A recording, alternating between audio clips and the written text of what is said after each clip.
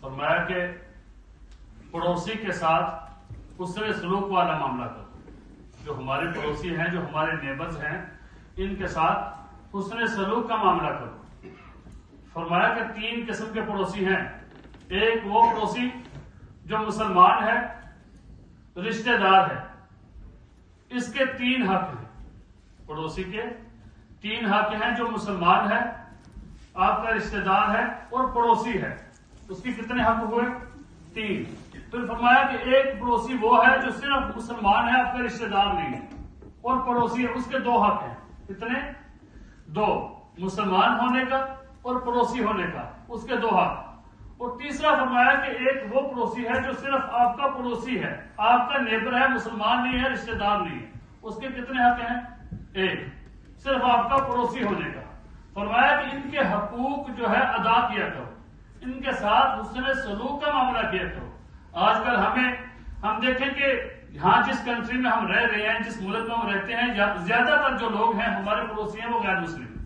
کون ہے؟ غیر مسلم ہے. فرمایا کہ ان کے ساتھ بھی حسن سلوک کا معاملہ کرنا چاہیے. اور صحابہ کرام رضی اللہ تعالیٰ عنہ اجمعین سے ایسی مثالیں ملتی ہیں. حضرت عمر رضی اللہ تعالیٰ عنہ کے گھر میں جب بھی بکری ذبح ہوتی، گوشت پکتا، تو وہ فرمایا کرتے تھے جلدی کرو، میرے پڑوسی جو ہیں ان کے گھر میں بھیج دیا کرو.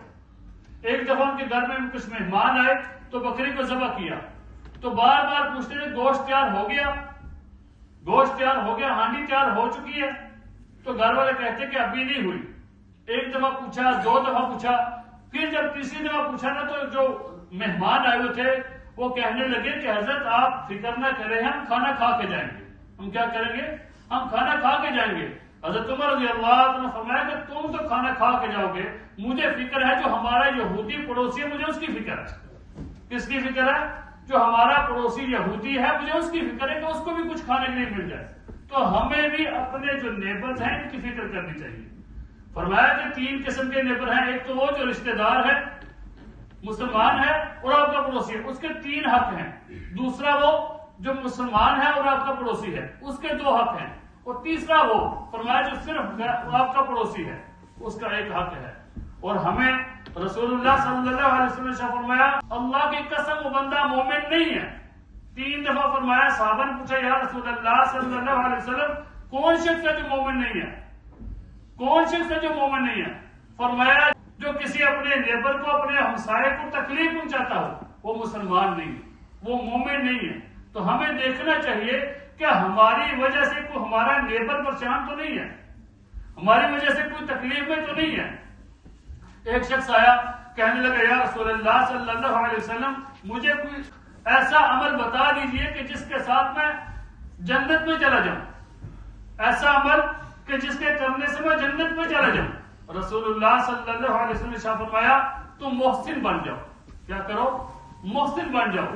اس شخص کہنے لگا یا رسول اللہ صلی اللہ علیہ وسلم میں محسن کیسے بن سکتا ہوں، اور کیسے پتا چلے گا کہ میں محسن ہوں، میں اچھا بن گیا ہوں؟ رسول اللہ صلی اللہ علیہ وسلم نے فرمایا اپنے پڑوسی سے پوچھ لو، اگر وہ تمہیں اچھا سمجھے، محسن سمجھے تو تم محسن ہو، اور اگر وہ تمہیں برا سمجھے تو تم برے ہو. پتا چل جائے گا کہ تم کس کیٹیگری میں ہو. تو ہمیں اپنی فکر کرنی چاہیے کہ ہمارے کسی عمل کی وجہ سے ہمارے نیبر کو تکلیف نہ ہو. ایک عورت کے بارے میں رسول اللہ صلی اللہ علیہ وسلم سے پوچھا کہ یا رسول اللہ صلی اللہ علیہ وسلم ایک عورت ہے، بڑی عبادت گزار ہے، نماز اور روزے کی بڑی پابند ہے، شب بیدار ہے، رات کو اللہ کی بڑی عبادت کرتی ہے، دن بھر روزہ رکھتی ہے. یا رسول اللہ صلی اللہ علیہ وسلم لیکن اس کی زبان اتنی تیز ہے، اس کی زبان کی تیزی سے اس کے نیبر کو تکلیف پہنچتی رہتی ہے.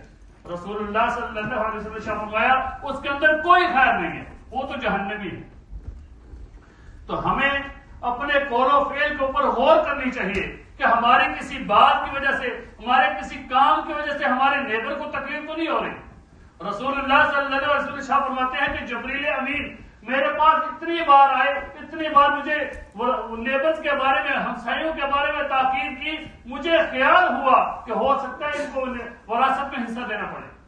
کتنی فکر ہے اور کتنے ان کے حقوق ہیں کہ ہم یہاں پر مسجد کے جو ہمارے ہمسائے ہیں ہم ان کو کتنی تکلیف دیتے رہتے ہیں. یاد رکھنا ان کو ہماری کسی نماز میں کوئی فائدہ نہیں ہے، ان کو ہمارے روزے کا تراویح کا کوئی فائدہ نہیں ہے.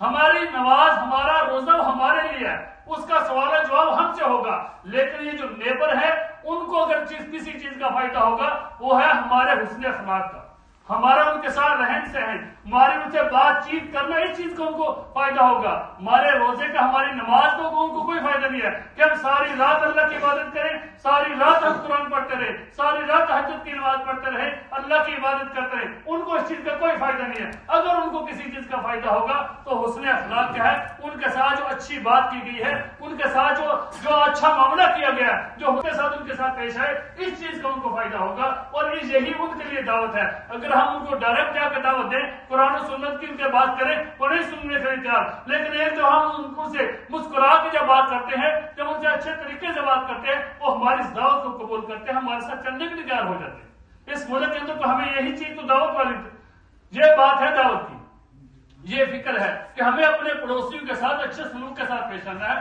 اللہ تعالیٰ ہمیں عمل کرنے کی توفیق دے، اور ہمیں اپنے قول و فعل کے اوپر غور کرنی چاہیے کہ ہمارے کسی عمل کی وجہ سے ہمارا پڑوسی تکلیف میں تو نہیں ہے۔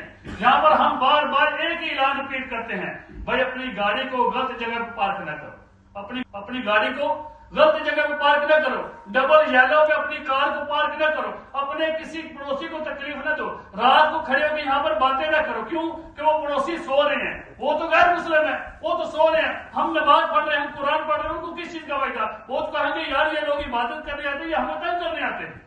تو ہمیں اس چیز کے اوپر فکر کرنی چاہیے، ہماری وجہ سے ہمارا کوئی ایسا عمل نہ ہو کہ جس کی وجہ سے ہمارے پڑوسی کو تکلیف ہو، اور ہمارا عمل یہ رسول اللہ صلی اللہ علیہ وسلم کے حکم کے خلاف ہو۔ اس چیز سے ہمیں بچنا ہے، اور دعا کریں کہ اللہ تعالیٰ ہمیں صحابہ کرام رضی اللہ تعالیٰ عنہ اجمعین اور حضور علیہ الصلوۃ والسلام کے بتائے ہوئے طریقے پر اللہ تعالیٰ ہمیں چلنے کی توفیق عطا فرمائے۔